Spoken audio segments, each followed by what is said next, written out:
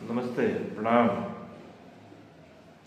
ज्योतिष विज्ञान में कुल 12 राशियां, 9 ग्रह और 27 नक्षत्र होते हैं।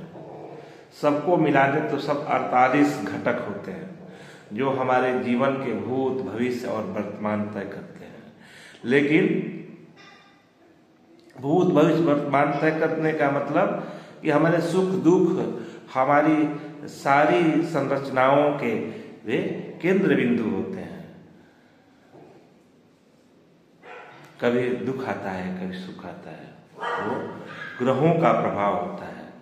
लेकिन कभी कभी हम अपने ग्रहों को व्यवस्थित करने के लिए किसी कुशल ज्योतिषी के पास जाते हैं और ज्योतिषी महाराज क्या करते हैं, उन ग्रहों की स्थिति को हमारे लिए, हमारे हिसाब से, जो हमारे शुभ हो उसके हिसाब से वे उसको उलट फेर करने का काम करते हैं। जहां तक मैं समझ पाया हूं वो हमारे हित में होता नहीं है।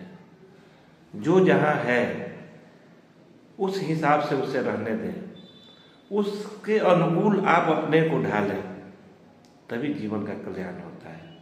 लेकिन हम अहम में हम क्या करते हैं, डर से या संबंधित राशि के प्रभाव में आकर हम उल्टा पुल्टा करने लगते हैं और वह उल्टा पुल्टा ही हमारे जीवन को उलट देता है, हमारे जीवन को असंयमित कर देता है। इससे बचना चाहिए। जीवन का आनंद लेना है तो कष्ट भी हंस के सहना पड़ता है। अगर जीवन का आनंद लेना है तो कोई बाधा है, उस बाधा को डट के उसका मुकाबला करना पड़ता है।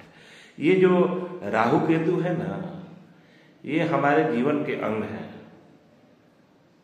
इससे पीछा नहीं छूटता।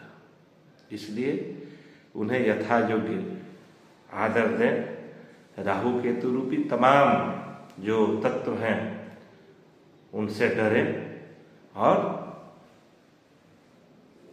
उनके आगे नतमस्तक हों, अपना जीवन सुधारें। ये नहीं कि राहु के स्थान को ही बदल दें। बदलेंगे तो वो जहां है, और जब वो आएगा उस स्थान पे तो इससे भी कई गुना ज्यादा वेग से आप पे आक्रमण करेगा। इसलिए वैसे तमाम राहु केतु जो जीवन के तत्वों को प्रभावित करते हैं, उन्हें वहीं रहने दें, उन्हें वहीं रह के उनसे, उनके सामने नतमस्तक हो, शीश झुकाए, तो वे सकारात्मक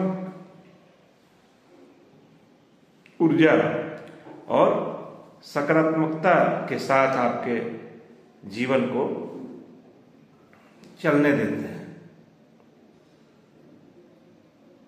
समझ रहे हैं ना मेरी बात?